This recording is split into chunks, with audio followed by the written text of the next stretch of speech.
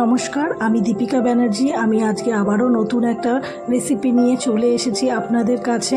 ডালিয়ার খিচুড়ি কিভাবে এটা বানাতে হবে সেটা আমি আজকে আপনাদেরকে দেখাবো। তো চলো স্টার্ট করে দিচ্ছি।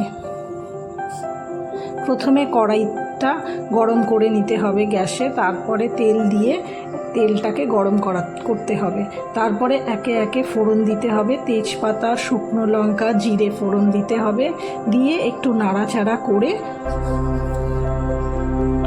তারপর আদা বাটা দেব। আদা বাটাটা দিয়ে একটু নাড়াচাড়া করব।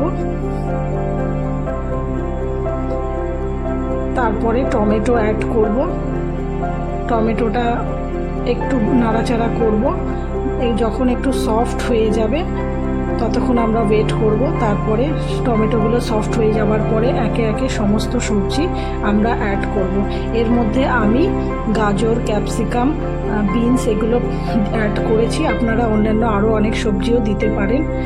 তারপরে একে একে সমস্ত মশলাগুলো আমি দিয়ে দেব। হলুদ গুঁড়ো, লবণ, জিরে, ধনে, সামান্য পরিমাণে লঙ্কার গুঁড়ো দিতে পারেন। তারপরে দেখো এখানে আমি প্রেসার কুকারে মুগের ডাল আর ডালিয়া সেদ্ধ করে রেখেছি। প্রথমে মুগের ডালটাকে আমরা কিন্তু শুকনো কড়ায় নেড়ে নেব, তারপরে প্রেসারে দিয়ে সেদ্ধ করে নেব। সেদ্ধ করে নেওয়ার পরে তারপরে এটাকে আমরা এই সবজিগুলোর মধ্যে অ্যাড করব। করে নেওয়ার পরে তারপরে প্রেসার কুকারটার মধ্যে জল দিয়ে একটুখানি নাড়াচাড়া করে মিশিয়ে দেবো কড়াইয়ে।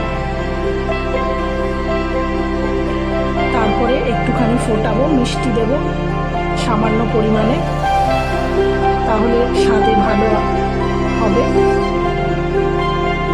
তারপরে নাড়াচাড়া করব। করে নেওয়ার পরে আরও 5 মিনিট এটাকে ফোটাবো। ফোটানোর পরে এটা আমরা সার্ভ করার জন্য রেডি হয়ে গেছে। তো দেখো ডালিয়ার খিচুড়ি কীরকম লাগছে তোমরা কমেন্ট করে জানিও। এবারে আমরা সার্ভ করব। ভালো লাগলে আমার এই রেসিপি আপনাদের যদি ভালো লেগে থাকে তাহলে আপনারা একটা লাইক করে দেবেন, কমেন্ট করে দেবেন, শেয়ার করে দেবেন। আর নতুন ভিডিও আপলোড করার